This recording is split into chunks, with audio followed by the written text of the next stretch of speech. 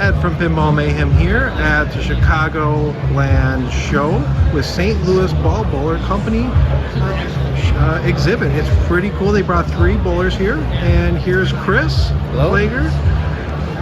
He's online and making comments and helping people out.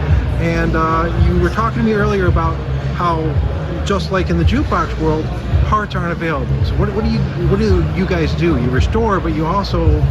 We make a lot of the parts. So a lot of stuff we do in-house, and we can make most of the parts for the bowlers. So we probably have over 500 parts now available.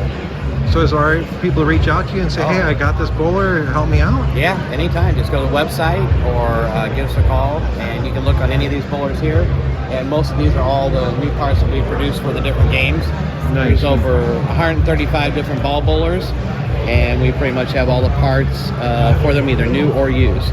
All right, let's talk about the bowlers you brought here. Majestic, that is a Chicago coin. I recognize that because I got the Princess bowler. Right, that's 1964. This one happens to be a 20-foot ball bowler with a real lane extension in the middle, meaning that's what the bowler came with. This one's been fully restored. It took us about 3 months to restore it. And it has the new upper back glass, new lower back glass. It has new pins, the new upright supports. It's got new balls. It's got new lanes, new ball return rubber. It's got new chrome rails and risers, new coin plate cover, new front shin rubber, and then most importantly are the brand new lanes that go all the way down.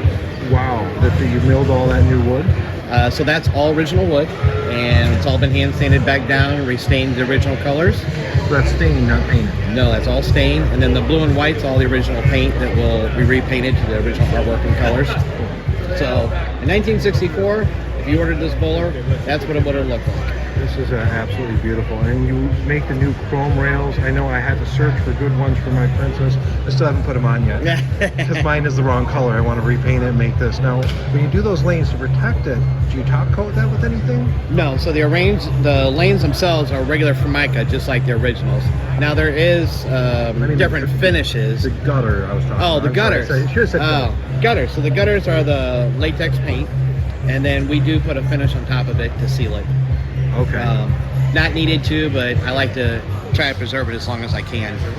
Hopefully you don't throw too many gutter balls. Yeah, that looks awesome. Yeah.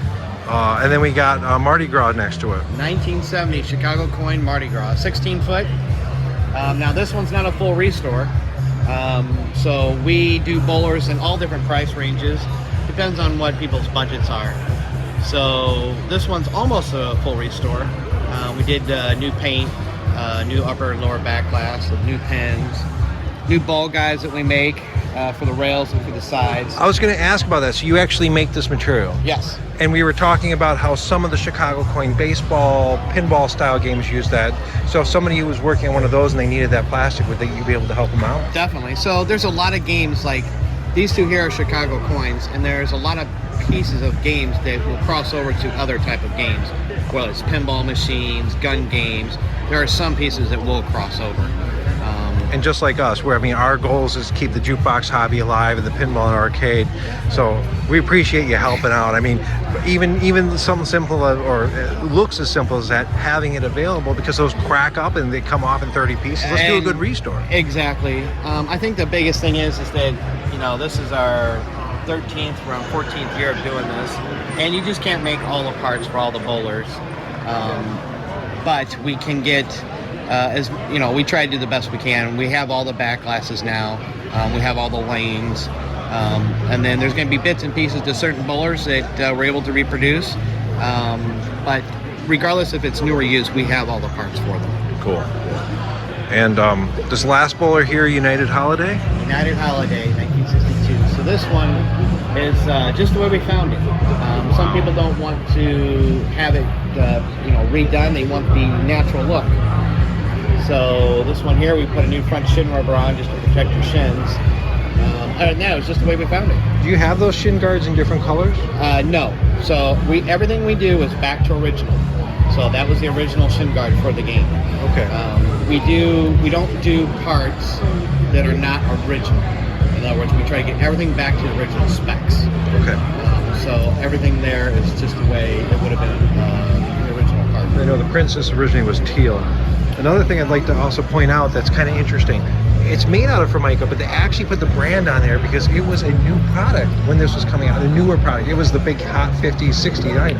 Yeah, so Formica is actually a brand. There's actually, if you look on all these, the Formica is actually done by 4 different companies, but all under the umbrella of Formica. Some will say different names on them, and you can tell that most of these games were actually made here in Chicago, but they will all be under Formica. It could be called Panel. I've heard Panelite. There's 4 different ones that made it for the ball bowlers. Yes, that ones are all natural, or I say natural, original, except for the pins, I believe. Made sure everything's playing 100%, and so it's got its dings and dangs, but The one it's a 13-footer. The one thing that I didn't realize until just now, that's United Holiday. Yeah. I believe 80% sure the first ball bowler I ever played was a Holiday. Because I had to rack my brain. There's no pictures of the bowling alley that had it. Yeah. I think it was a Holiday, and I'm telling you that my first game I really played wasn't a pinball. It was Holiday. a Holiday ball bowler, and I spent dollars upon dollars playing this thing for a dime. So, Yeah, what's good about this one is, you know, in the 60s, the wedge head design, you see that lower wedge head over the pin deck, and that was really more the display for people to see. Those are really popular because they start having more and more games on there. You know, in 56, they only had the regulation bowl. yeah. And then by the time they got to around 58, 59, they realized, hey, adults were playing this more than kids. What are we going to do? Well, let's start offering more games. Why would you buy a new one unless there was a reason for it? So, right. Yeah. And so the wedge head came out, and they made, I think, 10 different versions of this. And this version here, it's the same game but different colors. So you'll see like the 7-star, and they're all the same wedge heads. Change the color, change a game or two, and you got a new game. But the Holiday is always a favorite.